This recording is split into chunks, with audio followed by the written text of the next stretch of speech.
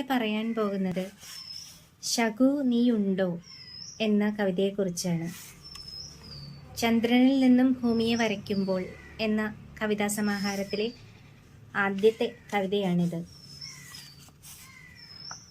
വളരെ വർഷങ്ങൾക്ക് മുൻപാണ് ഈ കവിതയുടെ ആശയം മനസ്സിൽ രൂപം കൊള്ളുന്നത്. എന്ന് വെച്ചാൽ 1984 സമയത്ത്.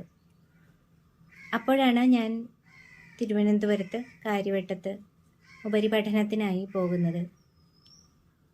അതുവരെ ശ്രീ കേരളവർമ്മ കോളേജിൽ തൃശ്ശൂർ വീട്ടിൽ നിന്ന് പോയി വരാവുന്ന ദൂരത്തിൽ പഠിച്ച എനിക്ക് തിരുവനന്തപുരവും അവിടുത്തെ ഭാഷയും സംസ്കാരവും കൂട്ടുകാരും ഹോസ്റ്റലും എല്ലാം വല്ലാത്തൊരു ഷോക്കായി തോന്നി.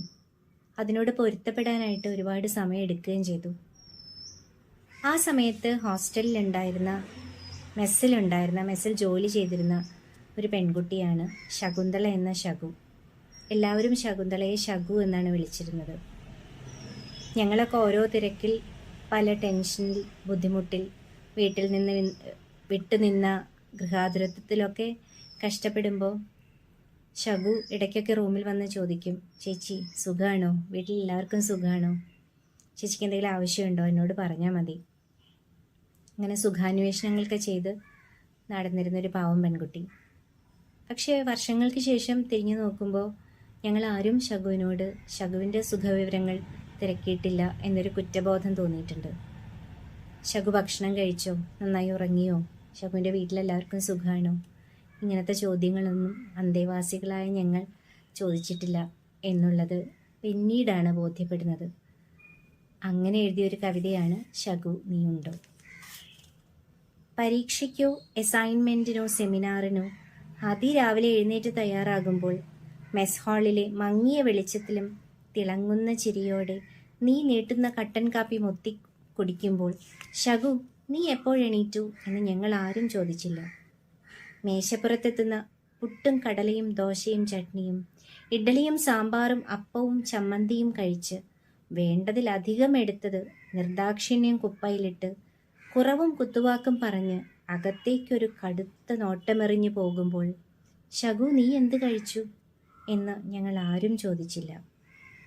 ഒരാളെടുത്താൽ പൊന്താത്തത് ഒറ്റയ്ക്ക് താങ്ങിപ്പിടിച്ച് ആൻറ്റിന ശരിയാക്കാൻ പലതവണ 4 നില വലിഞ്ഞു കയറി നീ ശബ്ദവും വെളിച്ചവും വരുത്തിയ TV-യിൽ ചിത്രഗീതവും സീരിയലും വാർത്തയും ഞായറാഴ്ച സിനിമയും മഹാഭാരതവും രാമായണവും കണ്ട് മടുപ്പും ക്ഷീണവും അകറ്റുമ്പോൾ അടുക്കളയിൽ നിന്ന് പുറത്തു വരാൻ നേരം കിട്ടാത്ത നിന്നോട് ശകു നിനക്കിതൊന്നും കാണണ്ടേ എന്ന് ഞങ്ങൾ ആരും ചോദിച്ചില്ല.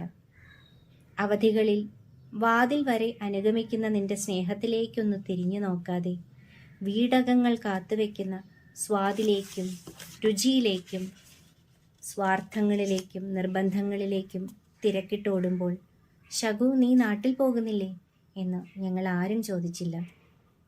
കാറ്റാടികൾ ചൂളുന്ന തണുപ്പിൽ, മുറികളെ തീച്ചൂളയാക്കുന്ന വേനലിൽ, നിർത്താതെ ദുഃഖം പെയ്യുന്ന മഴക്കാലങ്ങളിൽ, പ്രണയനഷ്ടങ്ങളിൽ, പേടി സ്വപ്നങ്ങളിൽ, അരക്ഷിതത്വങ്ങളിൽ, ഭയങ്ങളിൽ, ആശങ്കകളിൽ ഉറക്കം മുട്ടുമ്പോൾ തറയിൽ വിരിച്ച ചാക്കിൽ ഒറ്റയ്ക്ക് കിടക്കുന്ന നിന്നോട് ശകു നീ ഉറങ്ങിയോ എന്ന് വീർത്ത കൺതടങ്ങളിൽ കലങ്ങിയ കണ്ണുകളിൽ നോക്കി നീ കരഞ്ഞുവോ എന്ന് ഒരിക്കലും ഞങ്ങൾ ആരും ചോദിച്ചില്ല.